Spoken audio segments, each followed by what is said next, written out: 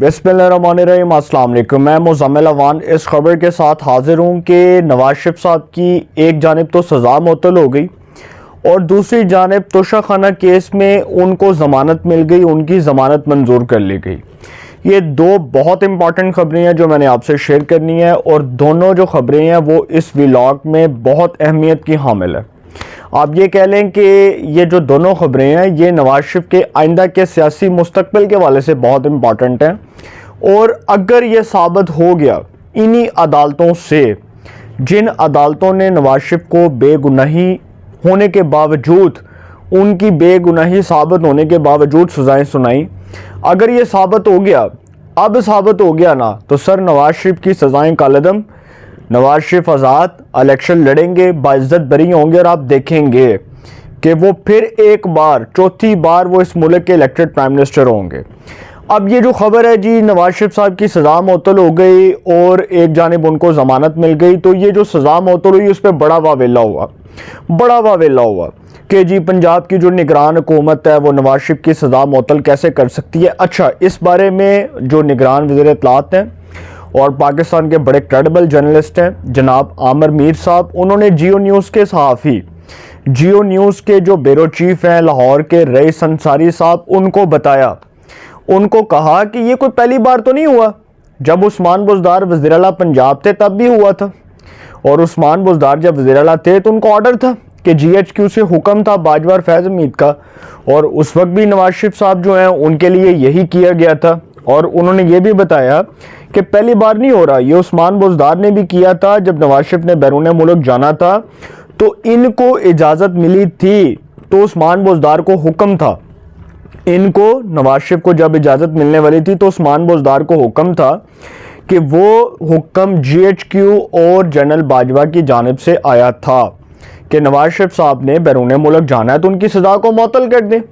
अब सर आपको एक और चीज़ बताऊं कि आज वो लोग जो नवाज शरीफ साहब की सज़ा मुअत्तल होने पर बड़ा वावेला कर रहे हैं, इन्हीं अदालतों से तो इमरान खान साहब को रिलीफ मिलता रहा, इन्हीं अदालतों से इमरान खान साहब लाडले रहे, इन्हीं अदालतों ने इमरान खान साहब को तहफ़्फ़ुज़ दिया, इन्हीं अदालतों ने इमरान खान को अपना सहूलतकार बनाया। जब साकिब निसार, आसिफ सईद खोसा, जस्टिस गुलजार, उमर अता बंदयाल, अजमत सईद शेख, उसके बाद फैसल अरब, ये जब सारे जजेस थे जिन्होंने इमरान खान के जितने भी केसेस थे उनके हक़ में फ़ैसले दिए, तो सर फिर इमरान खान साहब को तो कोई टेंशन ही नहीं थी। और बकौल जावेद हाशमी, जब उन्होंने एक बार इंकशाफ किया था कि इमरान खान साहब मुझे कहते हैं कि आने वाले जज हमारे अपने हैं, तो हम मजाक उड़ाया करते थे, हमारे सहाफ़ी दोस्त, हमारे मीडिया चैनल्स, हमारा पाकिस्तान का electronic media, print media, social media, digital media, वो सारे कहते थे जावेद हाशमी साहब ये क्या बात कर रहे हैं। लेकिन सर जावेद हाशमी को इमरान खान ने बताया था कि आने वाले जज हमारे अपने हैं और वो हमारी सहूलतकारी करेंगे, हमें तहफ़्फ़ुज़ देंगे, हमारे लिए हर मुमकिन ताउन करेंगे, हमारे तमाम केसेस के फ़ैसले हमारे हक़ में करेंगे।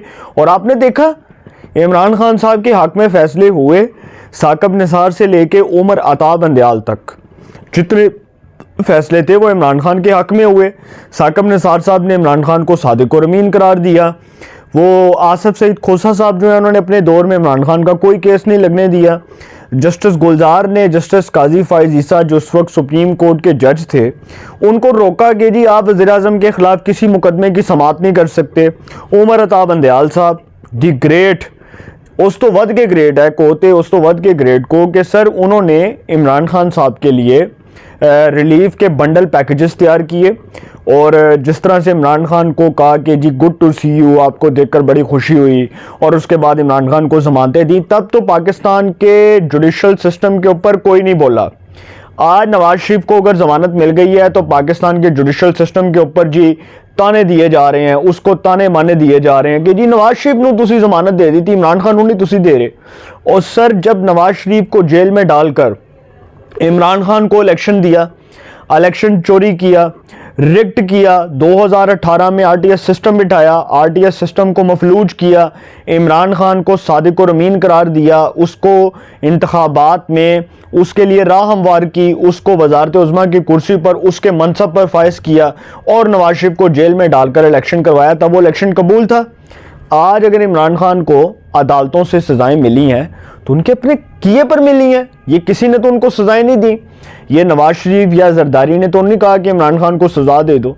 इमरान खान साहब ने जो जुर्म किया है उस जुर्म की वजह से वो जेल में है और उस जुर्म का इर्तिकाब किया उन्होंने, और उन्होंने कहा कि जी हाँ मैंने ये किया है। तोशाखाना में साबित हुआ कि वो जिस तरह से उन्होंने ये सारा कुछ किया था, तोशाखाना में ये साबित हो गया कि इमरान खान साहब जो है गिल्टी हैं और उनको सज़ा हो गई। अब सर पाकिस्तान की मौजूद अदालतों पर इल्ज़ामात लगाना, उन पर उंगलियां उठाना या उनको ये कहना कि ये नवाज शरीफ साहब को रिलीफ दे रही हैं तो इमरान खान को नहीं दे रही हैं, सरासर गलत है। नवाज शरीफ के और इमरान खान के केसेस का कोई कंपैरिजन नहीं है। नवाज शरीफ के केसेस आप 2017 से ऑनवर्ड अब तक चला रहे हैं। आपने अदालत में 1 रुपए की करप्शन नहीं साबित की, आप साबित तो करें। आप साबित तो करेंगे नवाज शरीफ ने कोई करप्शन की, कोई चोरी की, कोई लूट मार की, कोई किक बैक लिया, कोई मनी लॉन्ड्रिंग की, कोई कौम का पैसा खाया, कोई कौम का अरबों रुपया हड़प किया, साबित तो कर दें। लेकिन साबित ही नहीं हो सका। अब अच्छा एक और चीज़ जो बड़ी इंपॉर्टेंट है जी, वो हुकूमत ने जी नवाज शरीफ साहब की सज़ा तो मुअत्तल कर दी, ये तो मैंने आपको बता दिया। दूसरी खबर ये है कि तोशाखाना केस की जो है, तोशाखाना केस की जो आपके सामने है, तोशाखाना केस में नवाज शरीफ साहब की ज़मानत मंजूर हो गई है और उसमें इश्तिहारी का स्टेटस ख़त्म। तोशाखाना केस की समाअत एहतसाब अदालत के जज मोहम्मद बशीर ने की। साबिक वज़ीर-ए-आज़म नवाज शरीफ अदालत के रूबरू पेश हुए। अदालत ने तोशाखाना केस में ज़मानत मंजूर करते हुए नवाज शरीफ को 10 लाख रुपये के मचलके जमा करवाने का हुक्म दिया। केस की समाअत 20 नवंबर तक मुलतवी हो गई है। अलावाज़ीन जायदाद जब्तगी की दरख्वास्त पर अदालत ने नैब को नोटिस जारी करते हुए 20 नवंबर को दलाइल तलब कर लिए। इस्लामाबाद हाई कोर्ट ने हिफाजती जमानत में 26 अक्टूबर तक तौसीक कर दी। ये तीसरी खबर है। अब एक और चीज़ जो एवन फील्ड और अजीज़िया जो इस्लामाबाद हाई कोर्ट में नवाज शरीफ साहब के केसेस हैं, उसमें भी नवाज शरीफ साहब की 26 अक्टूबर तक हिफाजती ज़मानत जो है उसमें तौसीक हो चुकी है। तो सर सत्य ही कह रहा। और अच्छा अब इन केसेस के जो फैसले होने हैं, एक बड़ी इंपॉर्टेंट बात जो मैं आपसे करने लगा हूँ, इन केसेस के जो फैसले हैं वो आइन और कानून के मुताबिक ही होने हैं। अदालतों की नज़ीर मौजूद है, अदालतों की मिसाल मौजूद है कि अदालतों ने आइन और कानून को सामने रखकर फैसले किए। ये हम प्रेसिडेंट बना देते हैं, ये हम मिसाल कायम कर देते हैं कि इमरान खान को रिलीफ नहीं मिल रहा, नवाज शरीफ को मिल रहा है, नवाज शरीफ को मिल रहा है, इमरान खान को नहीं मिल रहा। ये चीज़ ख़त्म कर दें। अदालतों ने मेरिट को सामने रखकर फैसला करना है। इमरान खान साहब के केसेस के फैसले अदालतों से होने हैं, वो किसी मिलिट्री कोर्ट से नहीं होने। इमरान खान साहब को रिलीफ मिला, बिल्कुल मिला। जस्टिस काजी फाइज ईसा साहब के बारे में जो ये कहा जा रहा था कि वो किसी की शख्सियत को देखकर फैसला नहीं करेंगे, वो आइन और कानून को सामने रखकर फैसला करेंगे। और उन्होंने मिलिट्री कोर्ट्स के ऊपर जो एक लार्जर बेंच तश्कील दिया, वो 5 रुकनी लार्जर बेंच, और वही जजेस जिन पर तहरीक इंसाफ को अब तक बड़ा एतमाद है, justice Ayesha Malik, justice Mazahir Naqvi, justice Ijazul Hassan, justice Munib Akhtar.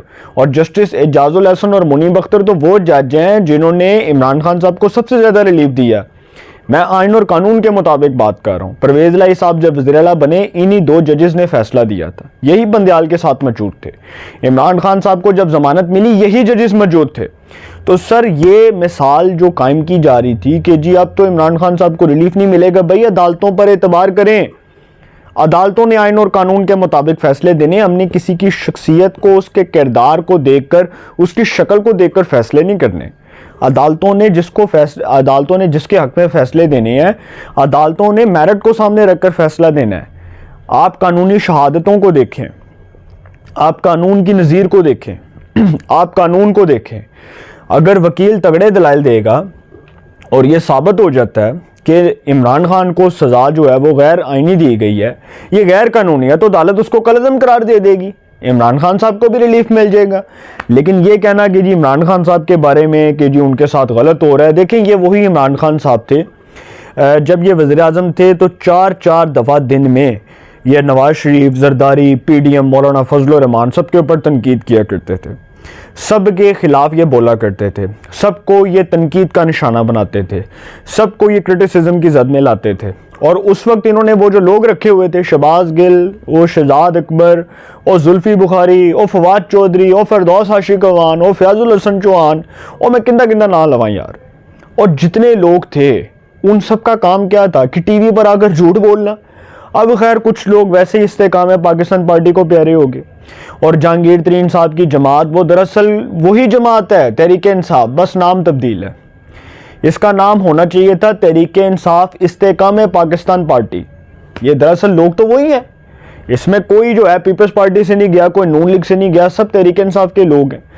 तो सर दरअसल इमरान खान साहब जो हैं वो अपने किए की सज़ा भुगत रहे हैं, और उनको जब समझाया जा रहा था कि आप हिटलर बन रहे हैं और आप गलत कर रहे हैं, पाकिस्तान के आइन और कानून का मजाक उड़ा रहे हैं, पाकिस्तान के आइन और कानून को अपने पांव तले रौंद रहे हैं, तो सर वो हिटलर बने हुए थे और उन्होंने असेंबलियां तोड़ी और उन्होंने कहा कि जी मैं इतना प्रेशर डाल दूंगा कि इलेक्शन करवाने पर मजबूर हो जाएंगे। वो असेंबलियां तोड़ के आज उसका भी खमियाजा भुगत रहे हैं, और उसका खमियाजा वो ता क़यामत भुगतेंगे। और पाकिस्तान की सिक्योरिटी इस्टेब्लिशमेंट समझती है कि नलायक इब्ने नलायक लीडर अगर कोई पाकिस्तान में आया तो वो इमरान खान है, जिसको हमने इतना इतबार, जिस पर इतना वेल ट्रस्ट किया, और वो शख्स जो है वो बैठकर बाद में हम पर ही तनकीद करना शुरू हो गया। उसने बाद में बैठकर हम पर ही तनकीद करनी शुरू कर दी। क्यों? क्योंकि सर इमरान खान साहब जो हैं, जब उनके ऊपर से वो हाथ उठा शफकत वाला, वो बाजवा साहब का, वो दूसरे किरदारों का, वो जो लेकर आए थे, और उसके बाद जिन्होंने इनको बड़ा नवाजा, इक़्तिदार में लाए और उसके बाद बिठाया वज़ारत उज़्मा की कुर्सी पर, सर ये जो था ना, ये सलूक, ये शफकत, ये प्यार, ये मैंने आपको बताया था एक दिन ख़त्म हो जाएगा। मैं 2021 से लेकर अब तक ये प्रोग्राम्स कर रहा हूँ और मेरे प्रोग्राम्स ऑन द रिकॉर्ड हैं, और मैं कह रहा था कि इमरान खान साहब खमियाजा भुगतेंगे, ये जो काम कर रहे हैं उसका खमियाजा इन्होंने भुगतना और भुगत रहे हैं और भुगतेंगे। और नवाज शरीफ साहब जो हैं जी, उनका रास्ता साफ़ हो गया, वो क्लियर हो चुका है, उनके केसेस के फैसले होने हैं, अदालतों से इंसाफ मिलना है, लेकिन यह साबित हो चुका है कि उनकी सज़ाएं कलअदम हो जाएंगी, बाइज्जत बरी होंगे, और आपको एक बार फिर वो वज़ारत उज़्मा की कुर्सी पर उसके मनसब पर नज़र आएंगे, और नवाज शरीफ चौथी बार वज़ीर आज़म बनेंगे। वाकफ़ाने हाल ये ख़बर दे रहे हैं, और इस्लामाबाद से उड़ती उड़ती ख़बर आई है, जो इस्लामाबाद का मौसम है वो बड़ा सर्द है, तो इस्लामाबाद से जो है वो ठंडी ठंडी ख़बरें आ रही हैं कि नवाज शरीफ साहब का रास्ता अब किसी का बाप भी नहीं रोक सकता। नवाज शरीफ साहब चौथी बार वज़ीर आज़म बनेंगे, और आप देखेंगे कि उन किरदारों, उन करता दर्दों की और उन सहूलतकारों की खैर नहीं जिन्होंने नवाज शरीफ साहब के साथ ये किया। नवाज शरीफ साहब अपने असूली मौक़िफ़, अपने असूली नज़रिए से पीछे हटने को एक कदम भी तैयार नहीं है। ये बात मैंने आपको पहले भी की थी और अब भी कर रहा हूँ। और ये पाकिस्तान के एक सीनियर सहाफ़ी हैं, उन्होंने कहा कि जब नवाज शरीफ साहब इक़्तिदार में आएंगे तो बड़ों बड़ों की बोलती बंद हो जाएगी। अपनी राय का कमेंट्स में ज़रूर इज़हार कीजिएगा। इंशाल्लाह एक नए सेगमेंट के साथ फिर मुलाकात होगी। अपना बहुत ख्याल रखिएगा। आला निगहबान।